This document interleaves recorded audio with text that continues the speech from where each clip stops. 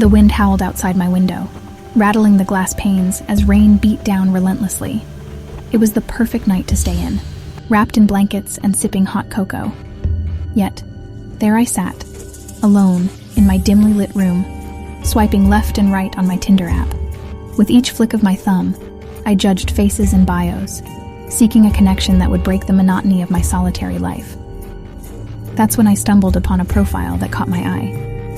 The picture was blurry, but the eyes staring back at me seemed to hold a certain sadness, an otherworldly depth that sent shivers down my spine.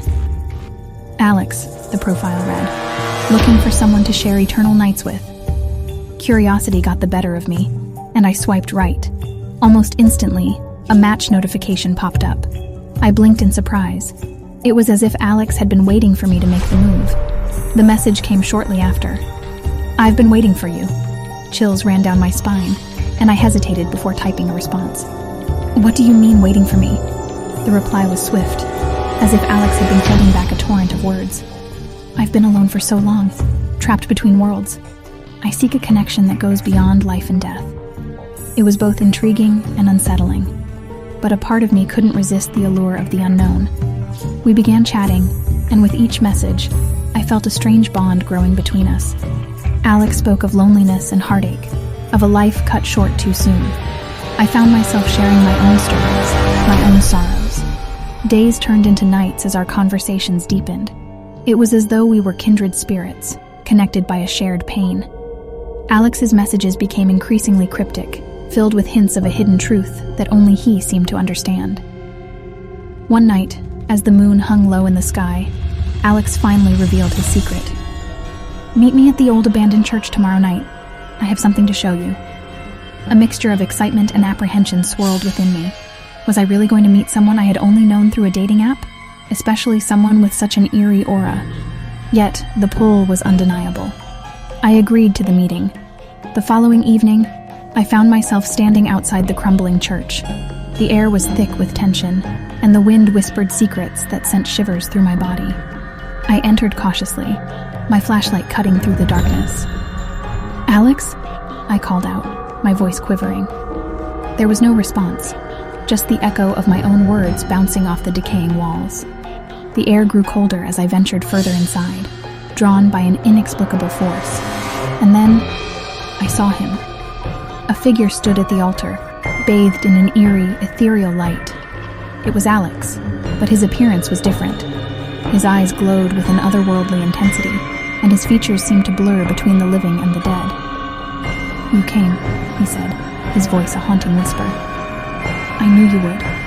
My heart raced as I stepped closer, my unease battling against a strange sense of familiarity. "What do you want to show me?" Alex's eyes held mine, and in that moment, I felt a rush of emotions, a lifetime's worth of pain and longing. "I want you to understand, to see the truth that binds us. Our connection isn't just a chance encounter. It's fate that brought us together." As he spoke, the air grew even colder, and the walls of the church seemed to close in around me. Shadows danced on the walls, taking on grotesque forms that sent fear coursing through my veins. "Who are you, Alex?" I asked, my voice trembling. His gaze never wavered. "I was once like you, living and breathing, but tragedy struck, and I became trapped between realms. I've watched centuries pass, seeking a kindred spirit who could bridge the gap between life and death." The weight of his words settled on me, and I realized the gravity of the situation. I was standing before a ghost, a spirit that had reached out to me across the veil separating the living from the dead.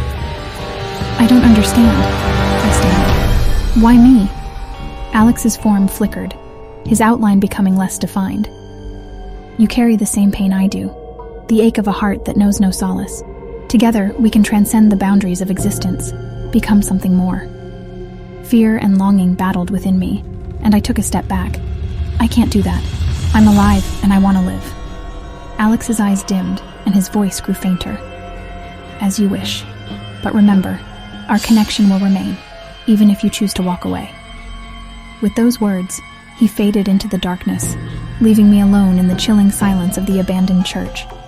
I stumbled outside, gasping for breath as the reality of the encounter settled in. In the days that followed, I tried to forget the haunting encounter, but it was impossible.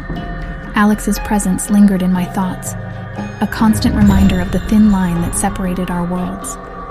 And then, one night, as I lay in bed, I felt a cold breeze sweep through my room. A whisper echoed in the air, a voice that was both familiar and ghostly. "Remember, our connection will remain." I shivered, realizing that Alex was true to his word.